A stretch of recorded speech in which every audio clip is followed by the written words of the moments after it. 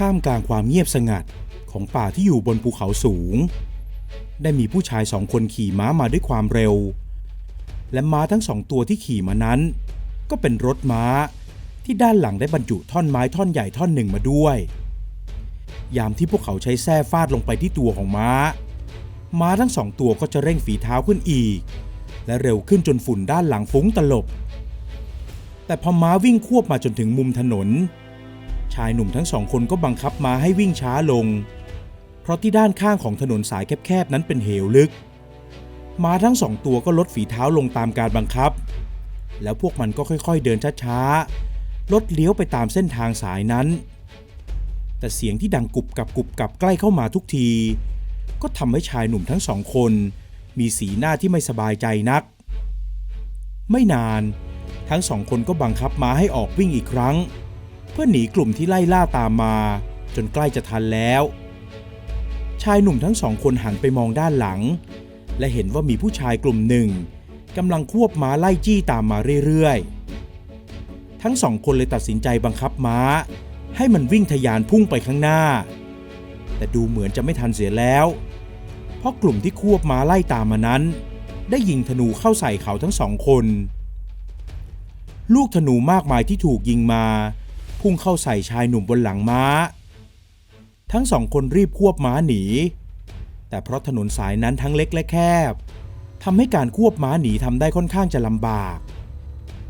และไม่นานธนูบางดอกก็พุ่งเข้าปักตามลำตัวของชายหนุ่มทั้งสองถึงจะทำให้ทั้ง2 คนรู้สึกเจ็บปวดแต่ก็ยังพยายามประคับประคองบังคับม้าให้วิ่งไปเรื่อยๆจนกระทั่งธนู2 ดอกสุดท้ายปักเข้าที่ต้นคอทั้ง2 คนก็ทรุดลงคอพับนอนเอนไปกับตัวม้าหลังจากนั้นรถม้าก็เสียหลักและถลายลงไปข้างทางรถม้าที่บรรทุกท่อนไม้ใหญ่เอียงกระเทเร่พลิกคว่ำร่วงหล่นลงไปในเหวเบื้องล่างท่อนไม้ใหญ่ที่ท้ายรถม้านั้นก็ได้หลุดออกจากรถและร่วงลงไปในแม่น้ำหลังจากจมหายไปในแม่น้ำตามความแรงที่ร่วงลงไปสักพักท่อนไม้ใหญ่ก็โผล่ขึ้นมาให้เห็นและลอยตามน้ำไปเรื่อยๆไหลลงสู่ลำธารเบื้องล่างที่ชายป่าด้านล่างที่ด้านข้างเป็นลำธารน้ำไหลได้มีชายหนุ่มคนหนึ่งกำลังจดจ้องมองหาต้นไม้ใหญ่ในมือของเขามีขวานอยู่ด้วยเขานั้นได้บอกกับท่านฤาษีที่เป็นอาจารย์ของเขาว่าจะออกมาหาตัดต้นไม้ใหญ่ๆสัก 2-3 ต้นเพื่อจะเอาไปซ่อมแซมและต่อเติมกระท่อมของเขาชายหนุ่มคนนี้มีชื่อว่าไพรเขานั้นได้อาศัยอยู่ในป่าแห่งนี้มานานแล้วเมื่อ2 ปีก่อนตอนที่เขาได้มาอยู่ในป่าแห่งนี้ใหม่ๆเขาก็ได้อาศัยอยู่กับท่านฤาษีที่เป็นอาจารย์ของเขาแต่หลังจากนั้นไม่นานเขาก็ได้สร้างกระท่อมที่อยู่ไม่ไกลจากลำธารมากนักเพราะคิดว่าการมีกระท่อมเป็นของตัวเองจะทำให้เขามีความเป็นส่วนตัวมากขึ้นและไม่ต้องรบกวนท่านฤาษีในการทำศีลสมาธิอีกด้วยในระหว่างที่เขากำลังจะลงมือตัดไม้ต้นหนึ่งอยู่นั้นจู่ๆเขาก็ได้ยินเสียงตูมดังมาจากต้นลำธารชายหนุ่มรู้สึกแปลกใจและไม่แน่ใจว่าเสียงนั้นคือเสียงอะไรเขาจึงทิ้งขวานไว้ใต้ต้นไม้แล้วเดินตามเสียงนั้นไปเมื่อไปถึงเขาก็เห็นท่อนไม้ท่อนใหญ่ที่ไหลลงมาตามน้ำและท่อนไม้ท่อนนั้นคงจะร่วงลงมาจากน้ำตกด้านบนโน้นชายหนุ่มยืนมองด้วยความแปลกใจเพราะเขาไม่เคยเห็นท่อนไม้ที่ดูสวยงามและพร้อมใช้งานอย่างนี้มาก่อนและสีของเนื้อไม้ก็ดูสวยมากไพรยืนมองจนกระทั่งท่อนไม้ใหญ่นั้นไหลมาตามน้ำและไปติดอยู่ตรงโขดหินริมลำธารซึ่งไม่ไกลจากที่เขายืนอยู่มากนักเขารีบเดินเข้าไปหาทันทีและยกมือลูบไล้ท่อนไม้ท่อนนั้นพร้อมกับยิ้มออกมาเพราะเขาคิดว่าจะนำท่อนไม้ท่อนนี้ไปซ่อมแซมและต่อเติมกระท่อมของเขาดีจริงข้าจะได้ไม่ต้องลำบากตัดต้นไม้ต้นใหญ่แล้วไพรยืนพิจารณาท่อนไม้ใหญ่และคิดว่าเขาคงจะลากกลับไปที่กระท่อมไม่ได้แน่เขาเลยไปตัดเถาวัลย์เส้นใหญ่มาหลายเส้นแล้วผูกกับท่อนไม้นั้น หลังจากนั้นก็รีบเดินลัดเลาะไปหาพรานป่าคนหนึ่งที่อยู่ไม่ไกลกันมากนักเพราะในป่าแถบนี้นั้นก็มีเพียงแค่ท่านฤาษีตัวเขาเองและพรานป่าคนที่เขาตั้งใจจะไปหาที่อยู่อาศัยกันเพียงแค่นี้และโชคดีที่พรานป่าคนนั้นมีช้างอยู่1 เชือกเขาจึงคิดว่าช้างเชือกนั้นคงจะลากท่อนไม้ไปให้เขาได้อย่างแน่นอนหลังจากที่พรานป่าได้พาช้างเชือกนั้นมาลากท่อนไม้ไปวางไว้ที่หน้ากระท่อมของไพรได้แล้วเขาก็ขี่ช้างกลับไปทันทีและไพรก็นั่งมองท่อนไม้ใหญ่นิ่งๆอยู่นานจู่ๆเขาก็เหมือนจะได้ยินเสียงร้องไห้กระซิกกระซิกดังแว่วมาไพรรู้สึกแปลกใจจนต้องหันซ้ายหันขวามองไปรอบตัวเพราะเสียงร้องไห้กระซิกนั้นเป็นเสียงร้องไห้ของผู้หญิงอย่างแน่นอนแต่แถวนี้ไม่มีผู้หญิงอยู่เลยเขาจึงได้แต่แปลกใจและรีบเดินหาที่มาของเสียงร้องไห้นั้นพอเดินห่างออกไปเขากลับไม่ได้ยินเสียงและเมื่อเดินกลับมาใกล้ๆกับท่อนไม้เขาก็ได้ยินเสียงร้องไห้อีกด้วยความแปลกใจเขาเลยก้มลงแล้วเอาหูแนบกับท่อนไม้นั้นไพรมีสีหน้าตื่นตกใจเมื่อแน่ใจแล้วว่าเสียงร้องไห้นั้นดังมาจากด้านในของท่อนไม้ชายหนุ่มหันรีหันขวางและมองเห็นขวานวางอยู่ไม่ไกลนักเขาจึงรีบจับขวานขึ้นมาและจามลงไปบนท่อนไม้นั้นแต่ทั้งขวานและตัวเขากลับกระเด็นไปเสียไกลไพรนั่งนิ่งอึ้งและงุนงงกับสิ่งที่เกิดขึ้นเขาเลยตัดสินใจเดินไปที่อาสมของฤาษีและเล่าเรื่องราวทั้งหมดให้ฤาษีท่านนั้นฟังท่านฤาษีนั่งฟังอย่างเงียบสงบและเอ่ยปากบอกกับเขาว่าท่อนไม้นั้นตั้งใจมาหาเจ้าและเมื่อตั้งใจมาหาเจ้าแล้วทำไมเจ้าจะทำอะไรไม่ได้ล่ะลองคิดดูดีๆไพรกลับไปนั่งคลุ่นคิดอยู่ข้างท่อนไม้นั้นที่หน้ากระท่อมและเมื่อเขาเอาหูแนบฟังภายในท่อนไม้อีกครั้งเขากลับไม่ได้ยินเสียงร้องไห้เหมือนก่อนหน้านี้ชายหนุ่มตัดสินใจหลับตาและนั่งอธิษฐานจิตเพราะเขานั้นได้คิดตามที่ท่านฤาษีบอกถ้าท่อนไม้นี้ตั้งใจมาหาข้าก็ขอให้ข้าใช้ขวานจามท่อนไม้นี้ได้ด้วยเถิดเมื่ออธิษฐานเสร็จเขาก็ลองใช้ขวานจามลงไปอีกครั้งและครั้งนี้ขวานได้จามลึกลงไปในเนื้อไม้จนกระทั่งท่อนไม้เริ่มแตกแยกออกเป็น2 ส่วนทันใดนั้นก็เห็นหญิงสาวคนหนึ่งนอนสลบอยู่โดยมีผ้าไหมแพรพันรองรับร่างเอาไว้ข้างๆของตัวเธอนั้นมีเศษอาหารแห้งและขวดน้ำดินเผาตกกลิ้งอยู่ภายในขวดนั้นคงจะไม่มีน้ำเหลือแล้วเพราะหญิงสาวดูมีสีหน้าซีดเผือดและริมฝีปากแห้งผากชายหนุ่มรีบช้อนร่างหญิงสาวขึ้นมาและอุ้มเข้าไปในกระท่อมหลังจากที่ไพรได้เช็ดหน้าเช็ดตาให้หญิงสาวแล้วเขาก็พิจารณาหญิงสาวที่ดูงดงามในชุดผ้าไหมแสนสวยเขามั่นใจว่าผู้หญิงคนนี้คงไม่ใช่หญิงสาวชาวบ้านอย่างแน่นอนเพราะผิวพรรณเนื้อตัวที่ดูสะอาดสะอ้านและลักษณะการแต่งกายนั้นเหมือนเธอจะเป็นเจ้าหญิงจากในวังในเมืองไหนสักแห่งอย่างแน่นอนชายหนุ่มนั่งมองหน้าหวานๆของหญิงสาวจนกระทั่งเธอรู้สึกตัวแต่พอลืมตาตื่นขึ้นและเห็นไพรนั่งอยู่ใกล้ๆหญิงสาวก็หวีดร้องออกมาด้วยความตกใจเธอพยายามจะลุกขึ้นและกระถดถอยหนีไม่เป็นไรไม่เป็นไรได้โปรดอย่ากลัวข้าไม่ทำอะไรเจ้าหรอกข้าพบเจ้าในท่อนไม้นี้น่ะเมื่อหญิงสาวรู้ว่าชายหนุ่มที่นั่งอยู่ใกล้ๆนั้นเป็นคนพบเธอและนำเธอออกมาจากท่อนไม้ได้เธอก็รู้สึกแปลกใจเพราะคนที่จะทำให้ไม้แตกออกได้และนำเธอออกมาจากท่อนไม้ได้นั้นจะต้องเป็นคนดีและเป็นคนที่เธอสามารถพึ่งพาได้ตามที่ท่านพ่อหมอได้บอกไว้เธอเลยคลายความหวาดกลัวแต่สายตาที่เธอมองมาที่ชายหนุ่มก็ยังมีความไม่ไว้ใจแฝงอยู่เจ้าเป็นใครบอกข้าได้ไหมแล้วเจ้าไปอยู่ในท่อนไม้นั้นได้อย่างไรหญิงสาวเลยเล่าให้ฟังว่าเธอนั้นชื่อทุมวดีและมีเรื่องร้ายเกิดขึ้นที่บ้านเมืองของเธอพอ พ่อกับแม่ของเธอนั้นถูกจับตัวไปและเธอได้ถูกท่านพ่อหมอของเมืองทำพิธีให้เธอเข้าไปอยู่ในท่อนไม้เพื่อหลีกหนีพวกที่จะมาจับตัวหลังจากนั้นก็มีคนพาหนีออกมาจากเมืองจนกระทั่งได้มาพบกับชายหนุ่มแม้ไพรนั้นจะรู้ว่าหญิงสาวไม่ได้เล่าความจริงทั้งหมดให้ฟังแต่เขาก็ไม่ซักไซ้ไล่เรียงอะไรเขาบอกให้หญิงสาวพักผ่อนอยู่ในกระท่อมก่อนส่วนเขานั้นจะออกไปทำอาหารมาให้ไม่นานหลังจากนั้นไพรก็นำอาหารเข้าไปให้หญิงสาวแต่หญิงสาวกำลังนอนหลับอยู่เขาเห็นว่าเธอนั้นได้กำลังนอนหลับอย่างสบายเลยไม่ได้ปลุกและนั่งมองเธออยู่อย่างนั้นทุมวดีอาศัยอยู่กับไพรที่กระท่อมหลังนั้นส่วนไพรก็ดูแลเธอเป็นอย่างดีและด้วยความดีของไพรจึงทำให้หญิงสาวหลงรักเขาไพรเองก็มีความรู้สึกไม่ต่างกันทั้งสองคนเลยตกลงใจแต่งงานกันแบบง่ายๆหลังจากนั้นทั้งสองก็อาศัยอยู่ที่กระท่อมหลังนั้นด้วยกันเรื่อยมาถึงแม้ทุมวดีนั้นจะอยู่อย่างมีความสุขในแบบของสาวชาวป่าแต่เธอก็ยังมีความเศร้าส้อยให้เห็นอยู่ไพรเองก็ได้สังเกตเมียตัวเองอยู่เสมอและเห็นว่าบางครั้งเธอก็ซึมเศร้าแต่ก็ไม่ยอมเล่าเรื่องราวที่อยู่ในใจให้ฟังเขาเลยคิดจะพาเธอออกไปเปิดหูเปิดตาเพื่อหญิงสาวจะได้ความโศกเศร้าลงบ้างในวันรุ่งขึ้น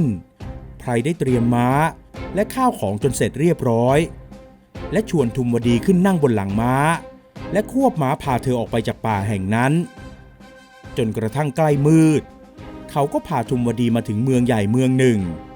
และภายในเมืองนั้นก็กำลังมีงานฉลองกันอยู่ชายหนุ่มได้เดินจูงม้าและพาทุมวดีเข้าไปในเมืองแห่งนั้นเมื่อหญิงสาวได้เข้าไปในเมืองเธอก็รู้สึกชอบใจและยิ้มออกมาไพรนั้นรู้สึกมีความสุขที่ได้เห็นรอยยิ้มของเมียเขาได้พาเธอไปหาที่พักและเมื่อฝากม้ากับสัมภาระเรียบร้อยแล้วเขาก็พาทุมวดีกลับเข้าไปในงานเลี้ยงแต่ระหว่างที่เดินอยู่ในงานเลี้ยงนั้นไพรได้สังเกตเห็นทหารบางกลุ่มกำลังจับกลุ่มซุบซิบกันและหันมามองทุมวดีกับเขาที่เดินปะปนอยู่กับผู้คนสักพักก็มีทหารซึ่งน่าจะเป็นแม่ทัพใหญ่เดินตรงเข้ามาหาเขาและทุมวดีใช่จริงๆด้วยเจ้าหญิงทุมวดีจับตัวไว้ทุมวดีถูกทหารเข้าห้อมล้อมจับตัวไว้และไพรก็พยายามที่จะต่อสู้แต่ด้วยไม่ทันตั้งตัวเขาจึงโดนทำร้ายจนสลบไปส่วนทุมวดีนั้นก็ได้ถูกแม่ทัพนำตัวเข้าไปในวังและส่งตัวให้กับเจ้าเมืองเมื่อทุมวดีได้เห็นหน้าเจ้าเมืองหญิงสาวก็ตกใจจนหน้าซีดเพราะคิดไม่ถึงว่าคนที่ไปรุกรานบ้านเมืองของเธอนั้นก็คือเจ้าเมืองของเมืองแห่งนี้ในที่สุดข้าก็ได้พบเจ้าอีกจนได้นะเจ้าหญิงคนงามมาเป็นเมียของข้าเถอะทุมวดีต่อสู้อย่างสุดฤทธิ์เธอนั้นทั้งกัดทั้งถีบเจ้าเมืองคนนั้นพร้อมกับร้องเรียกหาไพรไปด้วยและเมื่อเธอหมดสิ้นหนทางจะช่วยเหลือตัวเองแล้วหญิงสาวก็ขู่จะฆ่าตัวตายและบอกกับเจ้าเมืองว่าเธอจะทำร้ายตัวเองให้ตายไปต่อหน้าต่อตาถ้าเจ้าเมืองยังคิดที่จะรังแกเธออีกเจ้าเมืองคนนั้นถึงแม้จะรู้สึกฮึดฮัดขัดใจแต่เขาก็ทำอะไรไม่ได้และคิดว่าถ้าบุ่มบามคิดรวบรัดหญิงสาวในตอนนี้คงจะไม่เป็นการดีแน่เขาเลยเรียกให้ทหารนำตัวทุมวดีไปขังไว้ก่อนในวันรุ่งขึ้นเมื่อไพรรู้สึกตัวและได้รู้เรื่องราวจากชาวบ้านแถวๆนั้นเขาก็รีบตามเข้าไปช่วยทุมวดีทันทีชายหนุ่มพยายามปีนป่ายและเดินลัดเลาะจนเข้าไปถึงตำหนักที่ทุมวดีถูกขังอยู่เขาพยายามจะปีนขึ้นไปช่วยทุมวดีและทุมวดีนั้นก็ยืนมองด้วยความกระวนกระวายอยู่ตรงหน้าต่างแต่แล้วก็มีทหารมาเห็นไพรที่กำลังปีนป่ายอยู่และได้เกิดต่อสู้กันถึงแม้ไพรจะมีฝีมือในการต่อสู้แต่ด้วยบาดเจ็บจากเหตุการณ์เมื่อคืนและทหารในวังก็มีมากมายสุดท้ายแล้วเขาจึงถูกจับตัวได้และเจ้าเมืองก็ได้ออกมาดูหน้าเขาโดยที่ทุมวดีนั้น ยังคงยืนมองอยู่ที่หน้าต่างและเห็นเหตุการณ์ทุกอย่างทั้งหมดหญิงสาวยืนมองและร้องไห้ด้วยความเสียใจที่ไพรถูกทำร้ายนี่นะหรือสวามีของเจ้าหญิงธุมดีไอ้คนป่าไอ้คนจรจัดไม่มีชาติตระกูลเจ้าไม่เหมาะกับน้องธุมดีหรอกไปซะข้ายังไม่อยากจะฆ่าใครก่อนที่ไพรจะถูกจับตัวโยนออกมาเขาได้ตะโกนบอกกับธุมดีว่าเขาจะรีบกลับมาช่วยเธอหญิงสาวที่ยืนมองอยู่นั้นก็ยิ้มทั้งน้ำตาเพราะเธอเชื่อว่าไพรจะต้องทำตามที่พูดอย่างแน่นอนแต่สิ่งที่ไพรพูดออกไปนั้นกลับสร้างเสียงหัวเราะให้กับทหารและเจ้าเมืองเป็นอย่างมากหลังจากนั้นเขาก็ถูกทหารลากตัวไปทิ้งไว้ที่หน้าเมืองเมื่อทหารกลับไปแล้วชายหนุ่มก็รีบวิ่งกลับไปที่พักที่เขานั้นได้ฝากม้าและสัมภาระเอาไว้เมื่อไปถึงเขาก็รีบเก็บข้าวของและปีนขึ้นหลังม้าแล้วควบม้าออกจากเมืองไปอย่างเร่งรีบฝ่ายเจ้าเมืองนั้นพอไล่ไพรออกไปแล้วเขาก็ได้เข้าไปหาธุมวดีอีกและพูดโน้มน้าวใจให้เธอเห็นว่าไพรนั้นไม่คู่ควรกับเธอนั้นควรจะยอมเป็นเมียเขาและเป็นมเหสีอยู่ที่เมืองนี้แต่ธุมวดีก็ยังยืนยันคำเดิมว่าถ้าเกิดอะไรขึ้นกับเธอนั้นก็จะฆ่าตัวตายในทันทีด้วยคำพูดของเธอที่ดูจริงจังนั้นทำให้เจ้าเมืองรู้สึกหงุดหงิดหัวเสียเลยเดินออกจากห้องไปด้วยความขุ่นเคืองหลังจากนั้นไม่นานทั้งเจ้าเมืองแม่ทัพและเหล่าทหารต่างก็ตกใจจนพูดไม่ออกเพราะจู่ๆก็ได้มีข้าศึกจำนวนมากเข้ามาประชิดที่หน้าเมืองและพร้อมจะสู้รบทำสงครามและแม่ทัพของข้าศึกนั้นเจ้าเมืองก็รู้ถึงกิตติศัพท์ของความเก่งกาจในด้านการทำศึกเพราะเป็นเจ้าเมืองจากเมืองใหญ่เมืองหนึ่งทางฝั่งทิศตะวันออกเจ้าเมืองท่านนั้นแม้จะอายุไม่มากนักแต่ก็เก่งกาจและฉลาดหลักแหลมแม้แต่ตัวเขาเองที่มักจะไปทำศึกยึดเมืองเล็กเมืองน้อยมาเป็นบริวารของบ้านเมืองแต่ก็ยังไม่กล้าอาถรรพ์ไปรุกรานเจ้าเมืองคนที่นำพาทหารมาประชิดอยู่ที่หน้าเมืองในเวลานี้เจ้าเมืองจึงปรึกษากับแม่ทัพใหญ่และเห็นควรว่าควรจะออกไปเจรจามากกว่าที่จะทำศึกด้วยกันท่านต้องการสิ่งใดหรือถึงได้ยกกองทัพมาประชิดประตูเมืองของข้าเช่นนี้ข้าต้องการเจ้าหญิงธุมวดีโปรดนำนางมามอบให้ข้าบัดเดี๋ยวนี้เจ้าเมืองนั้นแม้จะเสียดายธุมวดีมากสักแค่ไหนแต่เขาก็จำเป็นต้องให้ทหารไปพาตัวเธอออกมาและส่งให้กับเจ้าเมืองหนุ่มคนนั้นเมื่อส่งตัวให้เสร็จเขาก็คิดว่าทุกอย่างจะเรียบร้อยแล้วแต่ไพรกลับปรากฏตัวขึ้นในชุดทหารที่มีชั้นยศและขอท้าสู้กับเจ้าเมืองที่บังอาจแย่งชิงเมียของเขาไปเจ้าน่ะหรือไอ้หนุ่มบ้านป่าเจ้าคิดจะสู้กับข้าหรือช่างไม่เจียมตัวเองเสียเลยอย่าเพิ่งพูดไปเดี๋ยวเจ้าก็จะรู้เมื่อทั้งสองฝ่ายต่อสู้กันในวงล้อมของทหารทั้งสองฝ่ายฝีมือของทั้งไพรและเจ้าเมืองนั้นก็สูสีกันมากและไพรก็พลาดท่าจนบาดเจ็บไปหลายแผลแต่สุดท้ายแล้วไพรก็ตัดคอของเจ้าเมืองได้และยึดเมืองนั้นไว้ธุมวดีนั้นแปลกใจในตัวไพรและหลังจากนั้นเธอจึงได้รู้ว่าไพรนั้นไม่ได้เป็นหนุ่มชาวป่าอย่างที่ใครต่อใครเห็นแต่เขาเป็นถึงโอรสของเมืองหนึ่งที่ชอบการปลีกวิเวกและไม่อยากปกครองบ้านเมืองเขาจึงสละบัลลังก์ของราชาให้กับน้องชายของเขาและได้ออกเดินทางไปพำนักอยู่ในป่าจนได้ไปอยู่กับท่านฤาษีและพบเจอเธอที่มากับท่อนไม้นี่คือเจ้าชายไพรวันซึ่งเป็นพี่ชายของข้าและเมืองแห่งนี้ได้ตกเป็นของพี่ชายของข้าแล้วแต่หลังจากนั้นไพรก็ได้ยกเมืองนั้นให้กับน้องชายอีกและเขาได้พาธุมวดีเดินทางกลับไปที่บ้านเมืองของเธอทั้งสองคนได้ขี่ม้าเดินทางขึ้นเหนือไปบนภูเขาสูงและผ่านป่ารกทึบจนกระทั่งเข้าเขตเมืองของธุมวดีเมื่อไพรได้เห็นบ้านเมืองของหญิงสาว ที่มีสิ่งก่อสร้างรวมทั้งบ้านเรือนของชาวเมืองและตัวพระราชวังนั้นล้วนถูกสร้างขึ้นมาจากไม้ทั้งสิ้นทำให้เขารู้สึกทึ่งและชอบใจอยู่ไม่น้อยและเมืองแห่งนี้นั้นก็มีชื่อว่าเมืองพฤกษนครเมื่อทุมวดีกลับถึงบ้านเมืองของตัวเองเธอก็รู้สึกมีความสุขและสดใสร่าเริงขึ้นและหลังจากที่ไพรได้เข้าไปช่วยพ่อกับแม่ของทุมวดีให้ออกมาจากคุกใต้ดินได้แล้วทั้งสองก็ถูกแต่งตั้งให้เป็นพระราชาและพระมเหสีครองเมืองพฤกษนครนับตั้งแต่นั้นมา